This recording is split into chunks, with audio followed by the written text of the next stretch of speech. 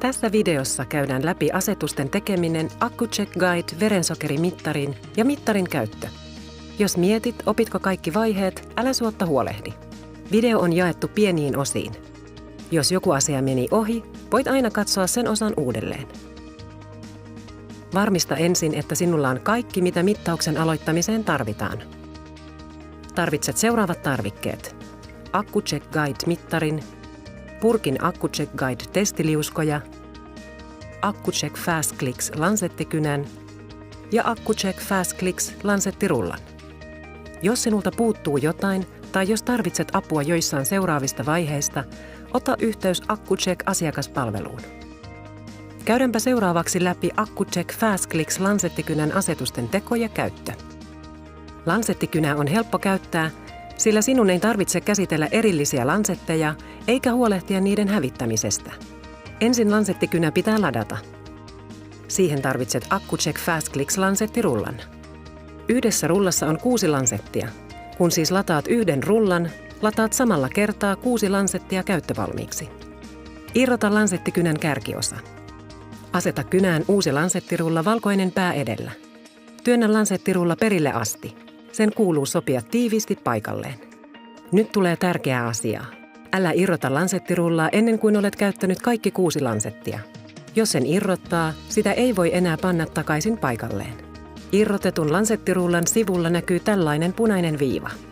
Pane nyt kärkiosa takaisin paikalleen lansettikynän päähän. Valitse sitten lansetin pistosyvyys ihotyyppisi mukaan. Voit valita sen kiertämällä kärkiosassa olevaa pistosyvyyden osoitinta. Aseta osoitin ensin numeron 2 kohdalle. Voi olla, että joudut säätämään pistosyvyyttä pari kertaa ennen kuin löydät juuri omalle ihotyypillesi parhaiten sopivan syvyyden. AccuCheck Fast Clicks toimii yhdellä painalluksella. Paina vain laukaisupainike pohjaan tällä tavalla. Näin saat pistoksen sormenpäähän. Joka mittauksen jälkeen pitää ottaa käyttöön uusi lansetti. Vaihtaaksesi uuden lansetin, vedä vain valkoista vipua kertaalleen edestakaisin, niin uusi lansetti on valmis käyttöön. Kuten huomaat, valkoisessa aukossa oleva numero on pienentynyt 1. Tämä numero ilmoittaa jäljellä olevien lansettien lukumäärän. Kun aukossa näkyy numero 1, käytössä on viimeinen lansetti. Sen käytettyäsi sinun pitää vaihtaa lansettirulla. Nyt voit tehdä mittauksen. Valitse ensin, mistä sormesta otat näytteen. Sormia kannattaa vaihdella, sillä ne saattavat ajan myötä tulla aroiksi. Muista aina pestä kätesi lämpimällä vedellä ja saippualla ja kuivata ne hyvin.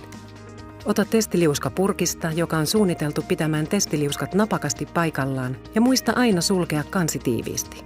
Tämä suojaa jäljellä jääviä testiliuskoja.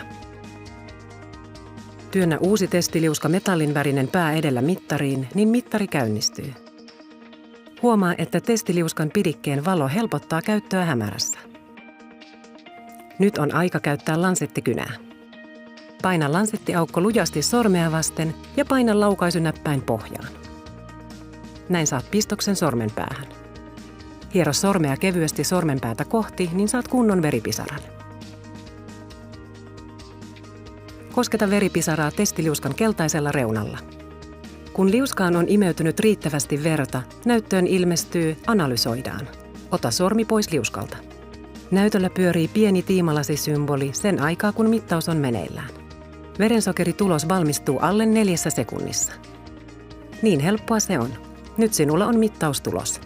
Mittari näyttää automaattisesti myös edellisen verensokeriarvon, jotta voit verrata tuloksia. Tämän ominaisuuden voi ottaa käyttöön asetusvalikosta. Vielä viimeiset 2 tärkeää vaihetta.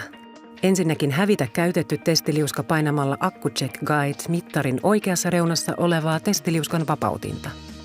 Vaihda sitten uusi lansetti vetämällä valkoista vipua kertaalleen edestakaisin.